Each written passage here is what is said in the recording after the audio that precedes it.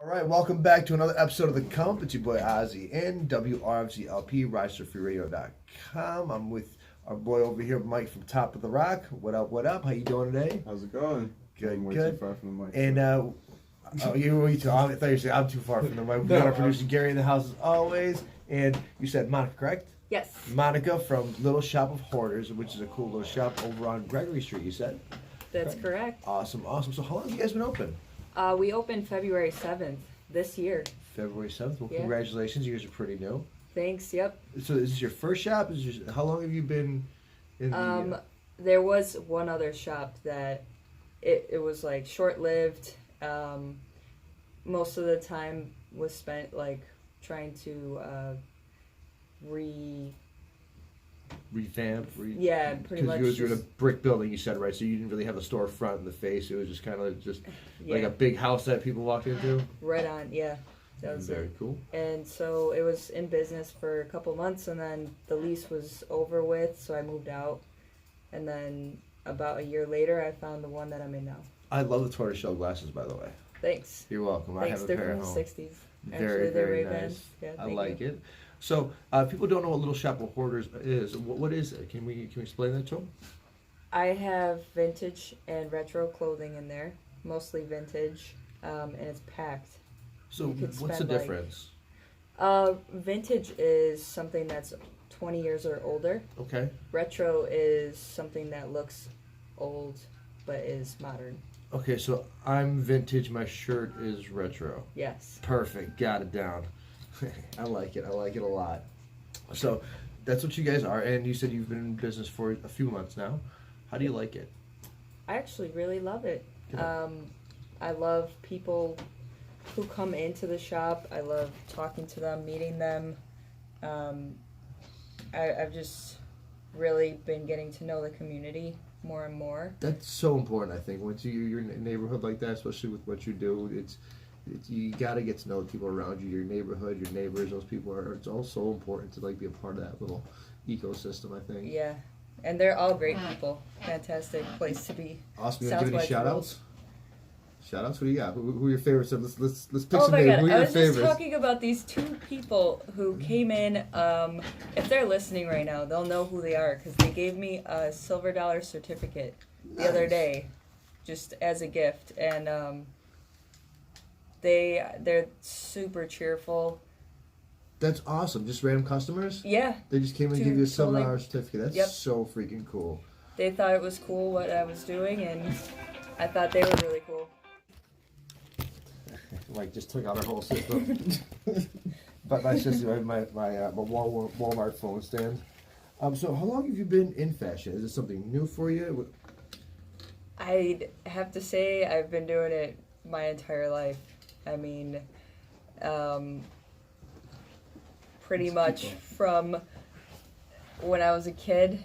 My mom would dress me, Your and I mom hated is. it. Like, I hated the 90s, everything. Oh my god, how do you hate the 90s? Like, the cuts of the dresses, the shoulder pads, I hated Okay. it all. I, like, really, really hated it. Except That for those sounds similar. pants that had the little hoops that went under your feet. I like those. Oh, okay, I know what you're like the stirrups. Yeah. Yeah, I know what you're talking about. So, okay, I understand the shoulder pads and stuff like that. And I didn't really like the high-waisted thing. The whole high-waisted thing really wasn't really on my See, I'm palate. into high-waisted. You like the high-waisted? Yeah. It's super in right now. I've never really been big on high-waisted. I got the high-waisted on right now. So, The dress wears the skirt wears a little bit differently though. So like there's like the jeans shorts that are high waisted. I feel like those I've never really been huge on those. Maybe because I don't look at them personally. I'm kind of salty about it. yeah, I mean, they're not for everyone. Yeah, definitely not for me. Definitely not.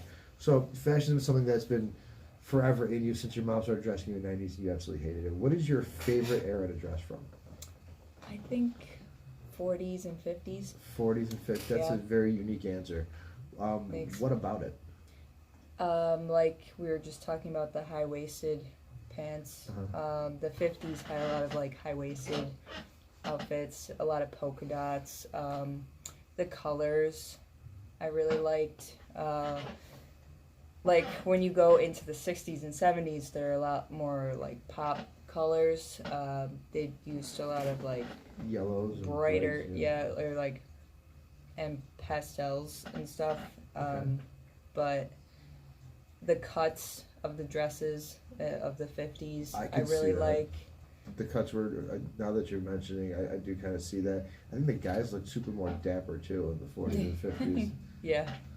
So that's a very unique. What is your least favorite era? You said the 90s, right? So you. Well, okay, I can't really hate on the 90s.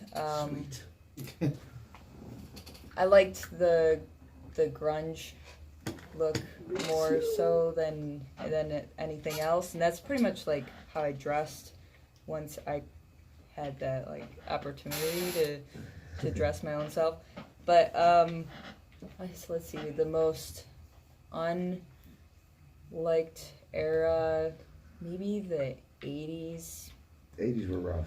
They're rough for everybody. Yeah, I feel like, I mean, it had to happen. They took a lot of really big chances. Yeah. And I think the crop tops for guys and little short, like Larry Bird shorts just wasn't doing it for anybody. I like guys in crop tops. Oh my God. I figured If they you could would pull like it off, those, if they can pull it off, then that's cool. I've never owned a crop top, and this might be the summer. Just because you said that, I might have to go get a crop top now. To It go might with be- At your my shiny shorts. At my shop. Hey, Come leave by. my sparkly zebra pants out of this, man. I was That is so 80s. I was See? so happy when I found these. So happy when I found these. They remind me of Zubas. They do. That's why I got them. Honestly, I was like, "Oh, look at these things, and they're shiny. They're mine." All right, so that's your favorite one. That's your least favorite one. When it comes to owning a business here in Rochester, actually, the whole vintage retro shop thing. Where do you guys get your stuff from? How does that happen? Do you guys have like sources and? Yeah, pretty much. People will contact me via email. They come into the shop. I go thrifting. I go to estate sales. Just word of mouth. So you basically have to be active. It's not just something where Oh, you yeah, sit there in the totally. store and it's okay. I'm like working all day, every day. That makes sense. That makes complete sense. I was sitting there, I'm like, how is it possible to get that much stuff coming into a store and just constantly have new things? And you said your store is absolutely packed. Packed. Which I have to go because I love You could vintage spend- shopping. I mean, if you're a female, you could spend probably an hour in there. If you're a male, looking only at the male section, probably spend like half an hour. That's still a good amount of time for me to spend anywhere doing anything. Half an hour is solid. Super solid. What is the most, well, let's not say the most unique, but something that stood out in your head that you got in? It's like, oh my God, I can't believe I have this in. Is there any pieces that you can think of off the bat that really was like, just a little spark went off in your head, like, oh my God, I got it? So I do have some 70s shirts Okay. that are like a Frank Zappa shirt. It's from, I think, 74. Don't quote me on that. The cool part about it is the back of it, he's like coming out of a toilet. Frank Zappa's coming out of his toilet. Yeah. There is a few dresses where I feel like they should be in museums. Yeah? Yep. What about them? Tell me about one. You tell me the museum. They're I just wanna super know. glamorous. A lot of beadwork. Okay. Very flashy. They're heavy too. There's Mostly probably like handmade, more custom stuff. Is that what it is? Like, because usually older clothes. My grandfather was a tailor, so like, really? yeah, everything they made was just all like heavy duty. Like all the stitching was proper, and it's certain stitching that they did for certain things. And so, Yep. the older clothes, I find they put together a little bit differently. like they lasted Yeah, longer. 100%. Maybe. Yeah, full blown. They last. Like, just the way the stitching is done. You know, the way they go through the stitching and the way the fabrics are put together, because they give you the extra fabric on the inside, where Right. you, just in case it tore or something, where you could repair it. And now you don't have that extra. Nothing. There's nothing that you can repair in there, because usually there's like a good half inch to an inch that a tailor will put inside just in case there was something wrong with the pants. You can pull it out and do it, and fix it up. Now they don't have that anymore. Everything's made to season. So they're like, 100%. okay, you wear this for summer. Once summer's over, it's trash. Get rid of it. Which is horrible, especially with denim, because denim, it's got to be there for years. And denim, you're not even supposed to wash it that often. You're supposed to throw it in your freezer at the very worst. How do you have denim that's supposed to be seasonal and you're not supposed to fix it? It's freaking denim. It's meant to be busted in. Well, now it's like some denim lasts for like 3 wears and then it tears. Yeah. But not even denim. It's because like, it's not cotton. Yeah. That bothers me so much. I'm like, how are you going to do denim and it's just not even really denim? You can't wear it more than a week and it's toast. Like, do you like my denim vest? I do. I like it a lot. See, I got the clashing look. I have like the 50s bottoms and then like the 70s, 60s, 70s. it looks dope though. You wear it well. You look really Thanks. well. Absolutely. So there's that. Being an entrepreneur. So is this your shop? Yes. It's your shop. What was one of the most difficult steps into being your own boss and your own shop owner, and to doing something that you love, that you're passionate about? What was a difficult step? Having to leave the first shop was like probably the worst part about it. We being I, with a team of helpers, had to move out in like 12 hours. Oh. And because, so the whole story behind it is that I couldn't agree on a new lease. And so once I realized that, I was just like, okay, gotta get out. And I waited till I had about 18 hours left on the lease. Okay. And I was at work. I work at a restaurant as well. Okay. But I was there when I realized there was like no negotiation left. And as soon as I got out of my job, I went and just cleared the whole place out. So just 12 hours straight and just banged it out. Oh, God. But I got out of there. Nice. Of course you did, man. So that's the cool thing about entrepreneurs is you figure out how to make it happen instead of, oh my God, how's it not going to happen? But then after that happened, I was worried that, it's like, okay, now what? Now I'm like basically on the street. My business is on the street. It's in a storage unit. And like, what do I do? So where'd you go from there? What happened? I did 1 million pop-ups. Okay. I would usually go to bars and stay at a bar till almost 2 a.m. selling things. And then I'd pack it up, like over 50 pounds of clothing, lug it in the car and put it away. Yeah. So I absolutely it was just like love that constant idea. back-breaking work. But you got it done. You got it done. Yeah. No, until 2 a.m, you're lugging around pounds and pounds of clothes to get your shop done. See, that's a passion project. You do what you love. That's really, really amazing. I think that's a really cool thing for people to hear. Is another entrepreneur here in Rochester that was lugging around how many pounds of clothes till 2 a.m. while she was working out of a storage unit just to get things popping. That's awesome. Well, I didn't want people to forget about me. So that was like the nicest, most sincere, like, don't forget about me, I'm still here, I have cool clothes. I like that. It's really awesome. My microphone's, wow, this place is falling apart. So what was... Oh, by the way, I just wanted you to know, this is my favorite radio station. Oh, awesome. Yeah, I listen to it all the time. Awesome, dude. Awesome. So that was a rough part of what you went through as an entrepreneur. What is one of the moments where it was a breath of fresh air, where you were like, oh my God. Finally. Yeah. That moment was when I drove by this place on Monroe Avenue. It's kind of near the Bug Jar, and it's like, I think it was a dry cleaner at one point. Okay. I drove past it, I dialed the number, met the people, and I was like, wow, this place is like totally me. It had this like total retro vibe to it, and I felt really good. At that moment, I was like, things aren't so bad. But they were, because... But, there's always the but. They were. It's great, but it's not. So the building, I don't know if I should really talk too much about it, but whatever. The electrical aspect was totally shot. Okay. Some of the older buildings, especially in that area, you'll have some electrical problems. It was like the the original work from like the 40s. Oh, wow. Since it was built. Wow, that put in some time. They had like 7 or 8 boxes, and they all had like the original what are they called, breakers? Yep. In them.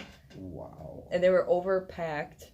I can imagine. So I brought my electrician in, and he's like, "Dude, run! Yeah, get out! Get out now! Yeah, leave." So I was like, "Oh crap! I'm back to like ground zero." So nothing. Epiphany, take it away. And one day I'm driving. I can't remember. It was like around the end of December. I'm driving down Gregory Street, and I actually like cut through Gregory. I wasn't even gonna go that way, but I'm going down the street, and I see the sign that says "for rent," and that's where I'm located now. So complete kismet. So yeah, I call him up. I'm like, "Hey, I'm just inquiring about this building, blah blah blah." He's like, "I'm actually at the property." Right so now. He comes out of like nowhere. Awesome. Shows me the place. Now I'm like, okay, I gotta talk to some people. I'll get back to you. And like within a week, we had everything done and polished off, and bam. I feel like that's some of the best way things happen. Just like randomly, like I took a wrong turn. The wrong turn happened to be a right turn. It just everything worked out the way it's supposed to work. Mike hates that last minute stuff. Like I'm all about the last minute stuff. Yeah, that's totally me. Last minute everything, and it's so annoying. I'm such a planner. See, that's like my boyfriend. He's all about like schedule this, and I gotta know what I'm doing like tomorrow. And I'm just like, whatever. Yeah. Let's go on a road trip. Let's you want to come back? Come on, let's go. Figure it out when we get there. I'm so scared of surprise road trips with you, Oz. Oh my god. But I bet they're fun. They would be fun, but he will just pick you up and you will not know where you're going at all. And it is the scariest, most nerve-wracking thing if you have plans later on in the day or like, he's like, oh, you know what, we're just going to go to a cafe real quick. And then all of a sudden you'll be like an hour away being like, what am I doing here? Like, I didn't say which cafe, bro. It's cool. Cafe. I love that. So, boyfriend, shout out to the boyfriend. Hey, Clay. Is he listening right now? Sure is. All right, my man. I hope you are. So that was, I love those moments, but when things like unexpected turns just happen to work out the way things are supposed to work out, because you couldn't have controlled that in a million years. There's no way that you could have thought that through and that happened. To go through all the listings to find shops here in Rochester, it would have been such a small chance to be able to be like this one right here. So that's awesome. I love when things work out like that. So we have that. What else we got here? So I noticed that you guys do a shop and swap with plants. Oh, that was just for one event. I did that for Earth Day. That is really cool. What is that about? That's one of the first things I noticed. I'm like, that just seems like why wouldn't somebody want to exchange plants with somebody else? Like, I like that.